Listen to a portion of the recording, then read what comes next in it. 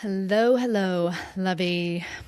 Okay, the start of this episode, let's all just take a deep breath together. So, I'm recording this on Sunday, February 8th of 2026. And I don't know about y'all, but here in the US, 2026 has been off to pretty intense start. And as I sat down to record this episode, I started recording it and I found myself just overwhelmed, and I had to pause it and recenter and be like, okay, what do I need right now? And I realized in bringing this episode to y'all, I need to also give myself the space to slow down, to take my time, to let these episodes be maybe a little bit more of a conversation energetically between me and you. I've been doing a lot of my own processing, deep work. The episode we're going to talk about today, positive disintegration. I've been in my own personal process around that right now. And I'm noticing how it's a beautiful gift to be a leader. It's a beautiful gift to want to lead, to want to help. And also, I apply a lot of pressure to myself while I'm in the middle of disintegration and my own work, to somehow come here and make sense of all of it and bring it to all of you and put it all together. And so I just wanted to start off this episode with that very vulnerable, real moment of, instead of like I was recording just a second ago, coming in and like all the answers and here's the stuff, just acknowledging that I imagine, like I have been feeling for many of you, life may be feeling really fast lately, and that this is a space where we get to take a deep breath together, where we get to just step through the door into this podcast space. I love taking time before I record. I did before I did this episode. I don't always remember because sometimes I'm just, but I did before this one, to pause and to think of each of you as my listeners and to really connect in with your heart, your mind, because most of all, this podcast is an offering, a creative offering from my soul, my heart, my mind, out directly to individual you. And even if you're listening to this, years in the future, it doesn't matter. Time and space aren't real. It's still just as powerful then as it will be if you're somebody listening to it on the day it's released. So with that kind of setting an energetic container for this episode, as you can tell from the title, we are going to be speaking about something that, the words falling apart. If you're in the process of considering divorce, I know you know what this feels like. You may not be as acquainted with the term positive disintegration. And I'm so excited to teach you about it today. I just learned it this week, going through my own stuff, finding resources for my clients who are going through their own positive disintegrations that for them feel like a overwhelming falling apart. So I am very, very excited to dive in and to soul search and share with you the things I found around this week. But before I do that, I have a couple of just not even house cleaning, house announcements, exciting announcements in the community right now, and then also for the podcast next week. So first one is that in the community this year, the curriculum we're doing, I mentioned this before, we're doing only one book this year. We're focusing in on Brené Brown's Strong Ground. And I just needed a little space at the beginning of this episode to crush on this curriculum with all of you and to tell you how deeply, deeply proud and excited I am of the work we're going to be doing in the community. One of the things I love most about myself, the way I approach my work, the way I approach this podcast, is I'm always staying open to the next evolution, the next creative piece that wants to come through. I love watching anything about Taylor Swift documentary wise, because I love seeing all of her different evolutions. I think that's what's made her so incredibly relevant and powerful in the world, is she's always leaning into the next edge, the next evolution of who she's going to be and the process she's in. And so with that in mind, the community this year is doing a very different approach, and we just moved into our February and March curriculum. And I just have to say, for those of you that maybe right now in the world feeling like, whoa, I need a stronger foundation, maybe the foundations that you thought were safe externally, in your government, in your religion, in your marriage, in your families, in the economic situations, maybe those are starting to look like shaky ground. And, that was the case for me 7-8 years ago when I began my journey. I realized the foundations I had built my whole world on didn't actually fit for me.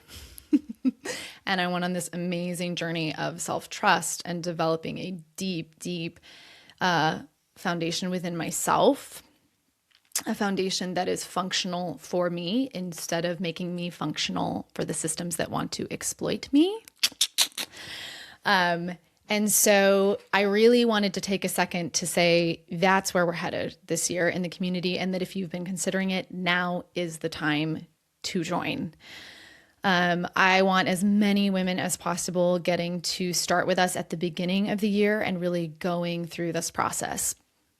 One of the things I am going to be changing this year is allowing the curriculum from the start of the year to stay open throughout the entire year. So last year it was very much, each month that you got in, you got to enjoy the curriculum going forward from that, but you didn't really get to see what had come before.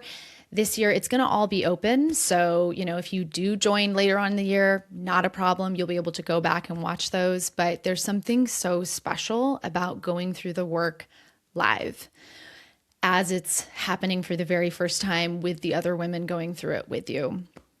So with that said, I just wanted to give a tiny heads up peek. This month, we're going to be doing an incredible workshop based off of one of the first things that Brene Brown talks about in Strong Ground, which is this idea that we will not build on dysfunction. And y'all, this is, this ties into today's episode about positive disintegration. Why do we often have to disintegrate? Because we've built so much of our lives on dysfunctional foundations. So this workshop is going to be really diving in way more into the behind the scenes of my big picture ideas around this, but also in a shared reflection space with the women in the community where we'll all get to be exploring together where we're deconstructing in our lives, where we're also constructing at the same time. Because it'd be lovely to think that we just get to parcel out oh, now you're disintegrating, now you're constructing. It's ultimately all happening at the same time. It's an ongoing process. And it's something I'm really proud and excited to dive in with my women in the community and talk about. Right after that workshop, I am going to be giving the women in my community 2 assessments that they will be able to take. And I am, this is work. I've never done work like this before in this format. It completely was inspired by Brene Brown, getting to see how she works with companies and how important it is to have assessments at the beginning. I had never thought of it this way, but watching what she does, I was like, oh, this is huge.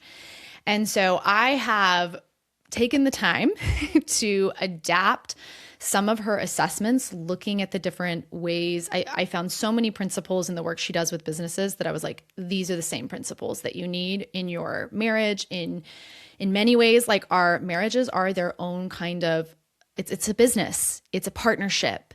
And these assessments I've built, there's going to be two of them. One of them is a relational assessment between you and your spouse. The other is going to be an individual one, because I have women in my community who are no longer, focused as much on the considering divorce. I have women who've already made that decision or are moving through it, but you still need to be having relational assessments with yourself and with your life in all sorts of different areas: work, future relationships, personal health, all of those pieces.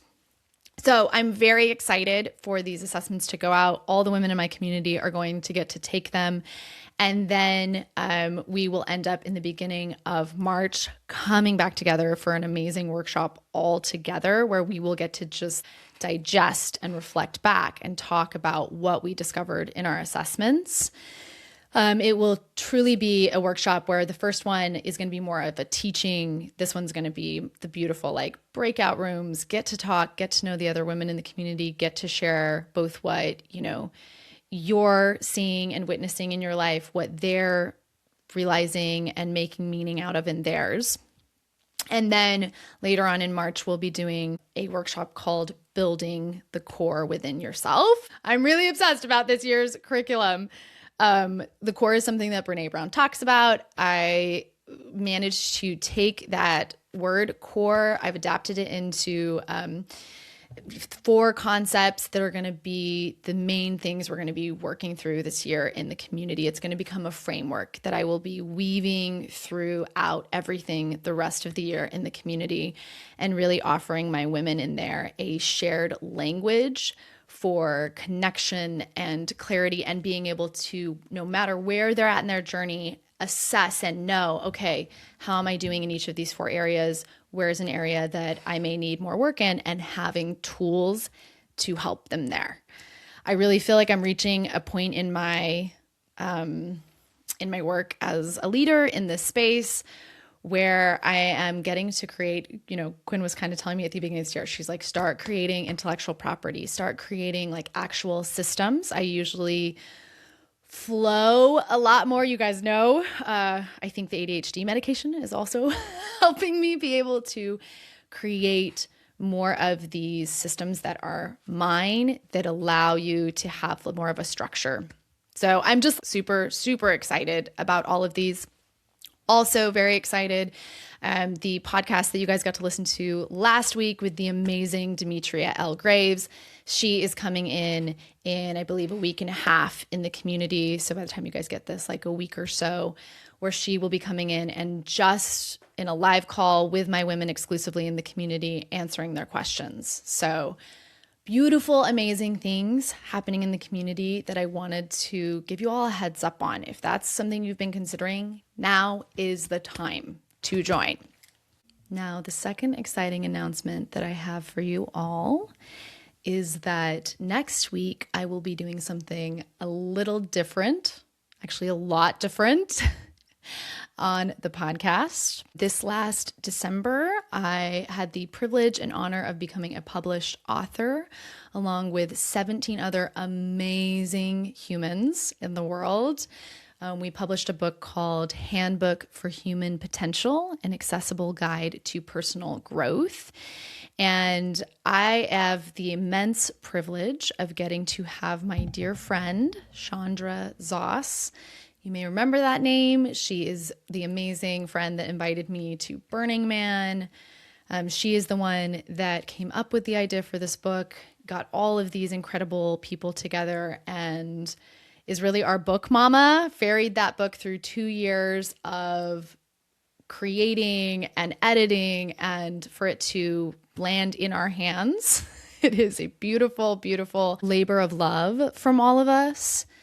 And I have my own chapter in there that talks about the 5 beliefs that over, all of the years in my process and the years that I've watched coaching my women, these 5 beliefs that I've seen support me and them in living soul-led lives. And this next week, I am going to be interviewing Chandra on the podcast. We are going to be recording a live episode that will be happening live on both of our YouTubes. I think we're also going to connect it up to our Instagram. And that's going to be happening on Tuesday, February 7th at 4 p.m. Central Standard Time. That's 2 p.m. Pacific or 5 p.m. Eastern. And we are going to be streaming it, which I'm very nervous and excited about. This is the first time I've done this, but I think it's going to have just a huge potential for a lot of fun. I know many of you, I've talked to some of you, especially in the community, that have already read the book. Chandra's chapter specifically. If you have not, so let me prep this by saying, if you have not, we will put a link in the show notes. I highly recommend getting the book and reading it ahead of time, because Chandra's chapter, her very first chapter called Come Home to Your Body Wisdom. Oh my gosh. If I could have every woman I ever coach, every woman listening to this podcast read that chapter, it would be life-changing. To give you guys a heads up on what that chapter is, imagine the scope of what I try to teach you in this podcast, but done without all of the extra ADHD over-explaining and just condensed beautifully into some of the most important pieces. That is what that episode is. I remember the first time I read it, I was like, holy shit, this is everything I would ever want my women to know. And it's done so much more succinctly than I could do it. So if you sometimes find, with me that you're like, Britta, where's the meat? But what am I supposed to be doing? This is the chapter for you. It'll give you a lot of incredible, just this is how you do it kind of steps. And this is an amazing opportunity for you to not only read it, but then during the live, after we record the episode, we will have an open question and answer where you'll be able to be sending us live questions through that you can be asking her, about us, our, whatever you are interested in, about what you've read in her chapters. Not only does she have that chapter, but she has another chapter later on in the book. So wanted to give you all a heads up on that, because next week we will not do a typical dropping of the episode like we do normally. Instead, you will get to listen to the live later on that afternoon, and we will take that full episode once it's recorded and drop it to my Substack subscribers later on that week. So I wanted to give everybody a heads up, because that is an incredible opportunity to get to be doing something for the first time with me. I've never recorded a live episode like that with somebody absolutely amazing. Chandra certified with me at the Life Coach School. We were in the original cohort together. She also was in there with Quinn. So she's one of the OGs, and an incredible, incredible human, incredible coach in her own right, as somebody I deeply respect. So make sure and put that on your calendar. Like I said, Tuesday, February 17th, going to be 4 p.m. Central Standard Time. I am very hopeful, and I want to see as many of you there as I can. Okay, loves. So those are my two big announcements, some of the big things that are coming through right now. Now let's get into it. Let's get into positive disintegration. So to take you there, I have to first discuss and lay the framework kind of for why we fear falling apart. Okay. I have noticed for us, especially, and I'm speaking from US culture. I don't necessarily know how it is in I know it's different in other cultures, but here in the US, I have seen over and over how much we venerate, uphold, love, want, youth, vigor, production, and we really shy away from and have a broken relationship with disintegration or with death, with endings. And we're seeing that massively right now in our society, in the way we're treating the world in general, I think of it in our natural resources, in this idea of a perpetual motion machine. We can just grow and grow and grow and grow and grow. And this magical thinking that there will never be a consequence, or there will never be a need for death or slowing down or a stopping or a reevaluating, and just headlong rushing forward. I see this a lot in the cosmetics industry, in our need and desire to always appear young, to always appear youthful. And all you have to do too is look at the way we here in the US treat our elderly. We tuck them away into old people homes and we forget about them. I was talking with a neighbor the other day about how she was like, nobody goes and visits those people.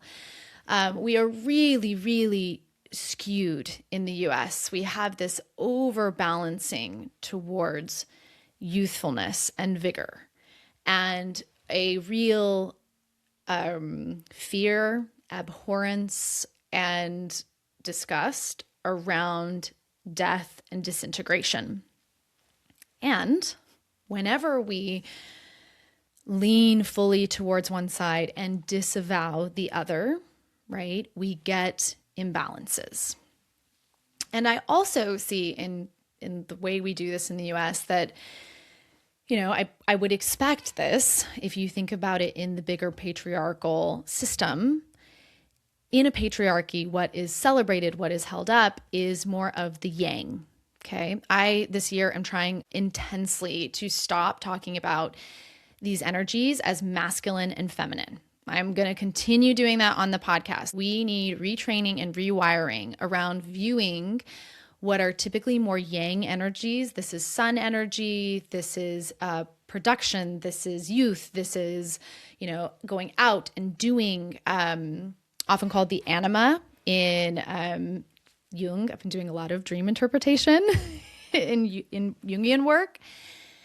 And the go-getter, and in a patriarchy, that is what's celebrated and venerated. And what is not is more of the yin, the receptive side, typically what we call the feminine, but is not gendered. It is not a gendered force in the world. The yin, it's just the yin and the yang. We need both, and more. I really, on this podcast especially, want to move towards us understanding that these have to be in you as a human, both. It is not, I as a woman need to be more in my feminine. No, it's a balance. You want both of those aspects of you as a healthy individual. And when we get into playing roles where we are just one side of that, we get into trouble. So that's what we're seeing here in the US. I feel like big time. It's in the world, but definitely here in the US. And those of you that have been longtime podcast listeners will be hearing in what I'm talking about. Hopefully you're picking up on.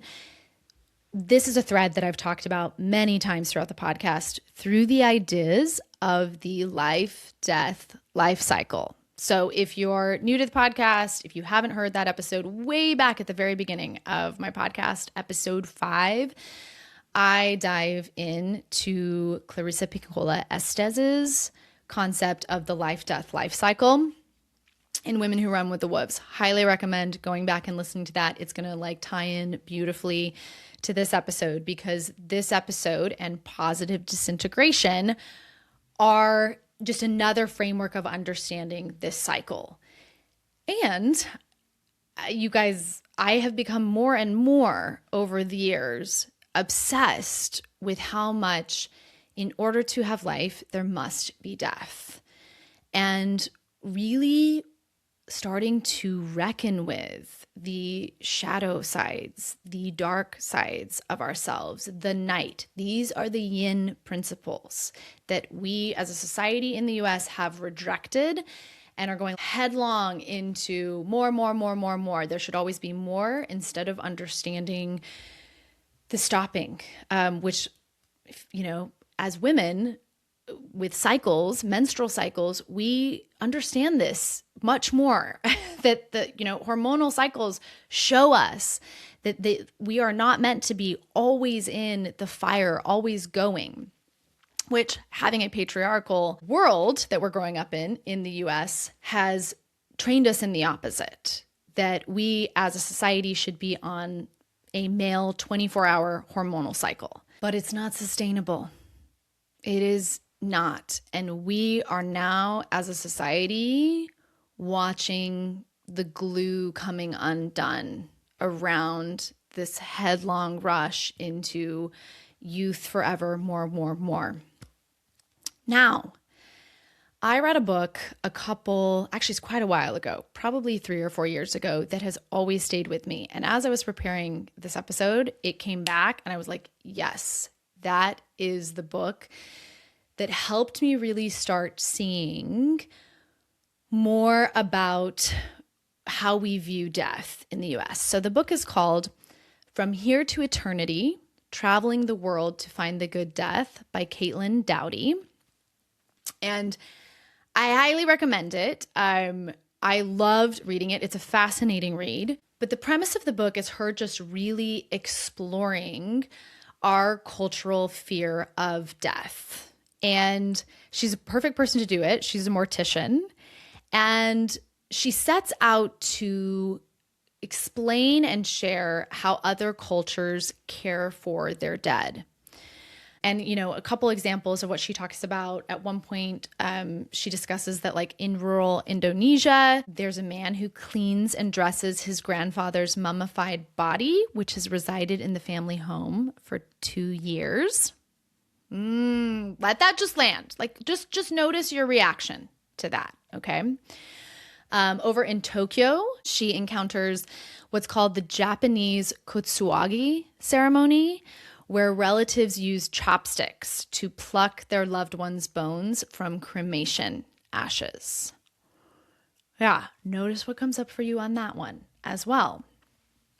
And throughout the book, what I was so first off, I was just fascinated in learning about, different ways that cultures handle death. And I loved the points that she made, which were that here in the American funeral industry, we have a very detached way of handling this. I definitely saw this with my mother's death. Once the person dies, you call them and they come and just take the body and they whisk it away and then they fill it with a bunch of chemicals to preserve it so that it doesn't look dead. Man, this just sounds so gross now that I say this. And then, what do? We take that body and instead of returning it to the earth where it's going to disintegrate and go back into the planet, we put it in a cement box that we bury under the ground. Like, whoa, right? And that we don't have practices for grieving, for experiencing, beyond like a funeral. And even then, at that funeral, they put makeup on the dead people's faces. They make them look pretty. It's like we are so not okay with the macabre. We are not okay with death. We are not okay with looking at and realizing this life is impermanent. There is no way to escape that. And I loved her. She really advocates for understanding that we need more support for this process, that actually psychologically we respond best when we have help caring for our deceased and have spaces to participate in those processes instead of just shipping them off and having somebody else handle all of the dirty, gross, I don't want to deal with death parts. Now, this, of course, is represented best in physical death, which is what I've just been talking about. But y'all, this process is absolutely a part of your psychological experience. So just as we have a physical aspect of actual physical death, there are many psychological deaths that are a part of you being a human, experiencing and growing through life. And I see this all the time in the work that I do. I've realized now the process of considering divorce, it has so many images for me of like going down into the underworld, the river Styx, to come through the process of considering divorce in the way I work towards in the way I want, where you come through more whole, more yourself. You come out the other side with more resources rather than less. It requires psychological death and disintegration. Thus, those of you, this might be, if you've been listening to the podcast for a while, you're probably like, yeah, Britta, you've been talking about this for a long time. But those of you that may be coming in and just getting some of the episodes from me where I'm talking about the future or the life that I have and how amazing it is, I want to clearly state here on this episode that if you are not ready to experience psychological disintegration, the growth and future you most desire, the one I speak about, it will not be possible. I know this to be true. Absolutely. It is just, don't ask me why. It is just a part of the universe, this life, death, life cycle, that if you want new life, the price is death. It is letting things disintegrate so that new things may be born. I love that we see this every year in the cycle of the seasons. I love that we see this in, if you've ever had a vegetable garden, you've seen this. You plant the seeds, new things grow, they produce fruit, they produce vegetables, and then when their season is over, they die and they disintegrate and they go back to the earth, and they have to make space for new things. Now, this is so important.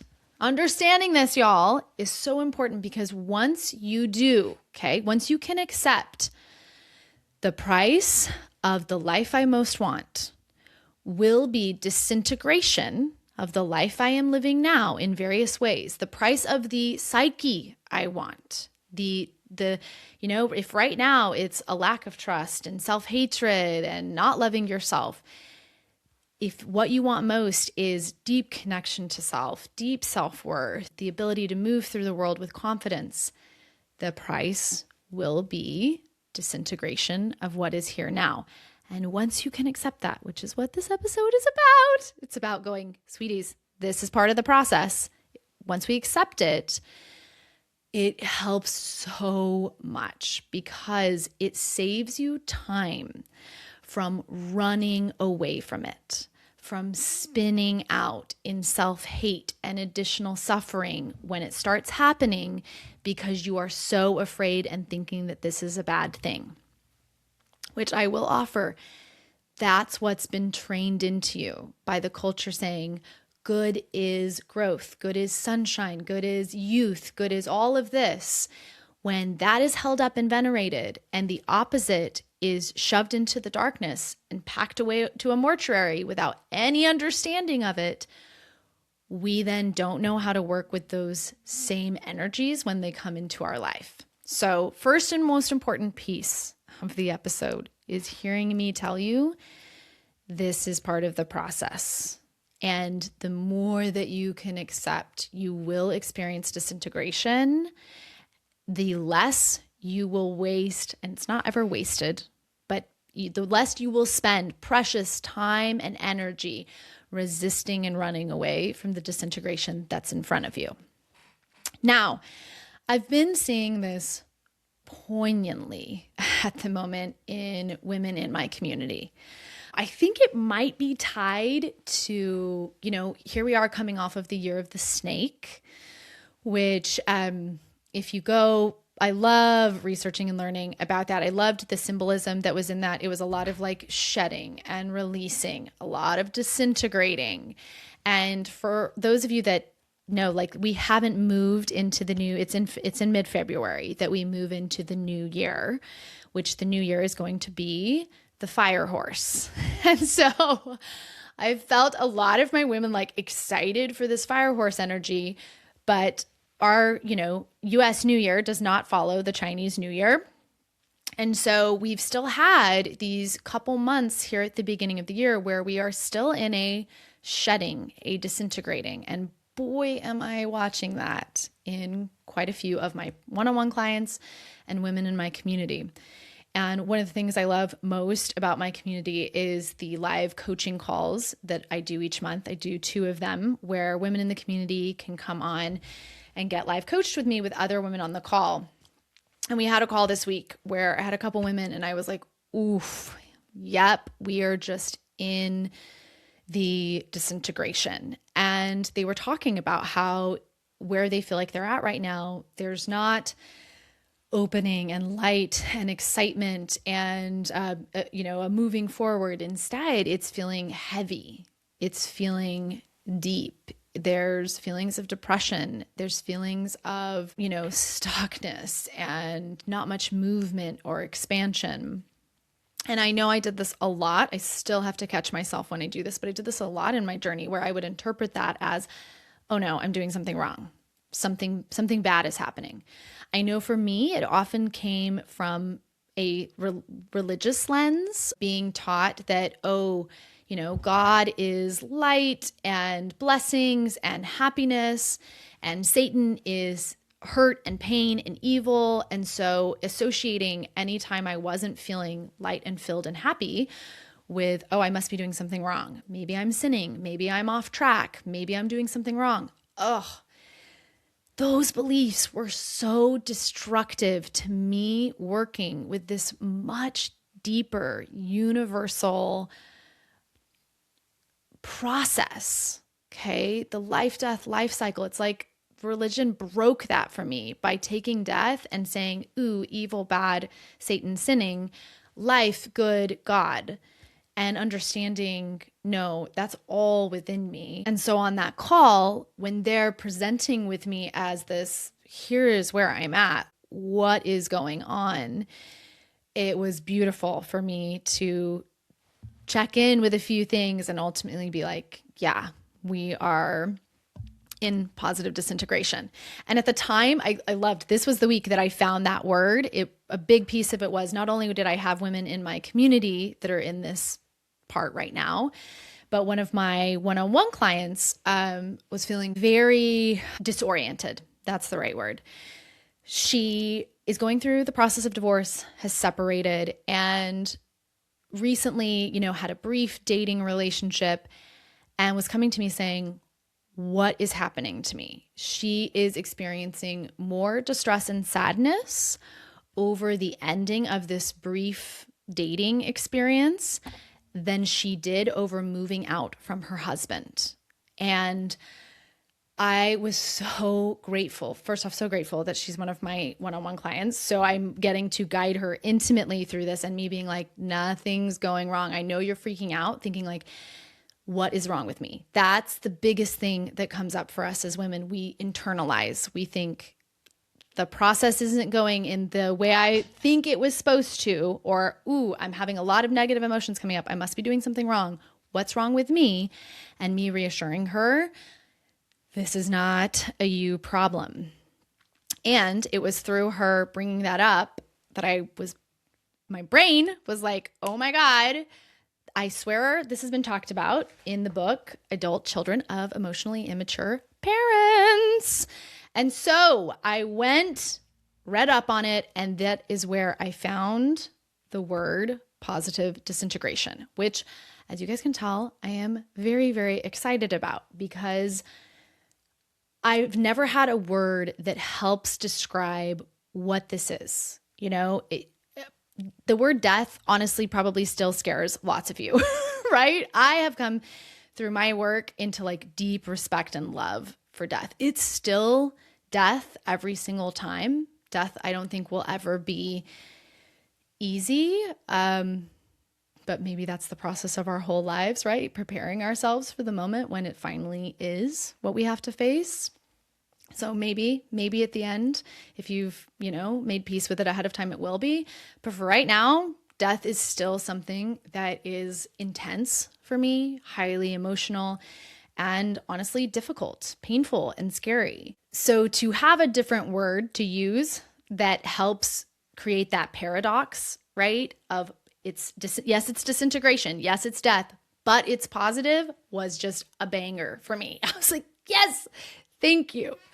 So I want to take you guys into the chapter that I read and get to share with you the framework around what positive disintegration is and just somebody else sharing and explaining it. I've kind of prepped you guys for why I think it's important, but this will break down for you what it is.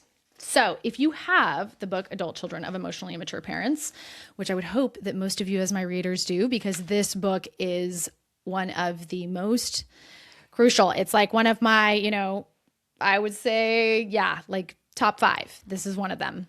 You want to turn to chapter 7, Breaking Down and Awakening. So further on, there's a section. It says breaking down in order to wake up. And I am just going to read this straight through for y'all. Soak this up. Oh, one other thing I wanted you guys to do with this episode, feel free to pause the episode when there are lines that land for you, when there are things that just zing. I want you to pause and go repeat that back. Go write that down in a journal somewhere. Go put it in a note in your phone. I've recently been thinking about how important, not only listening and consuming, but also anchoring the things that are being sent through to us. So take some time to do that with what I'm reading.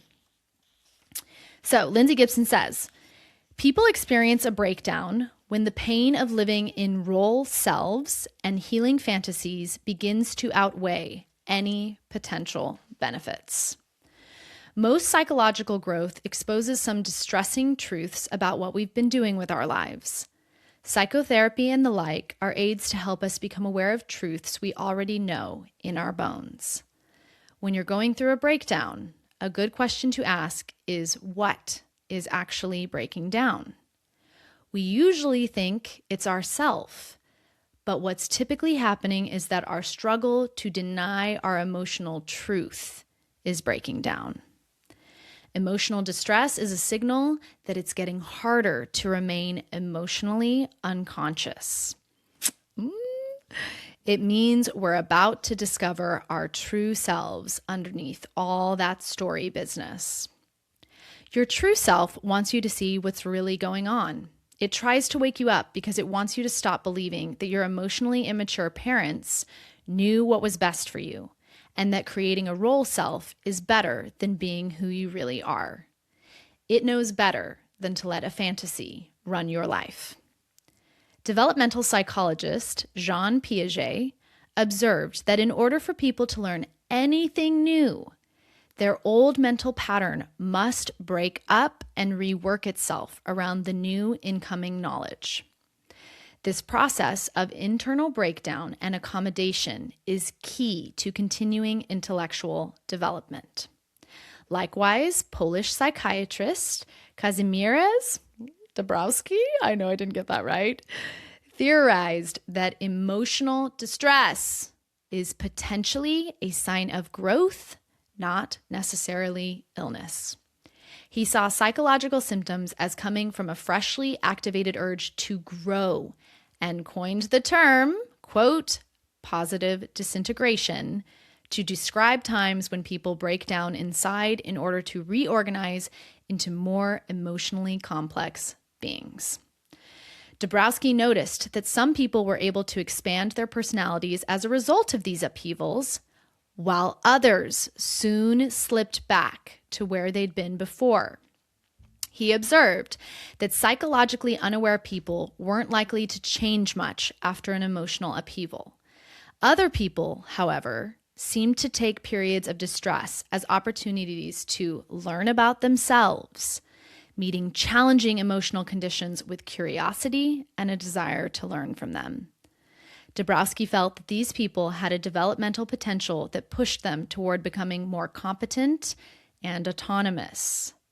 Dabrowski believed that individuals who can tolerate negative emotions tend to have the highest developmental potential and saw negative emotions as the driving force behind much of human psychological development, since the discomfort these feelings cause can motivate ambitious people to find solutions. Instead of shutting down or getting defensive when faced with difficult experiences, people with developmental potential try to discover a deeper understanding about themselves and reality. To this end, they're willing to engage in self-reflection, even if this entails painful self-doubt. Although the uncertainty inherent in this process of self-examination can create the byproducts of anxiety, guilt, or depression. Tackling these deep questions ultimately yields a stronger, more adaptive personality. Y'all, it's so good. Isn't it so good? I loved this part of the chapter. I was just like, yes, yes to all of this. Yes. This is what I'm talking about. And don't you find it fascinating? I feel like right here, this part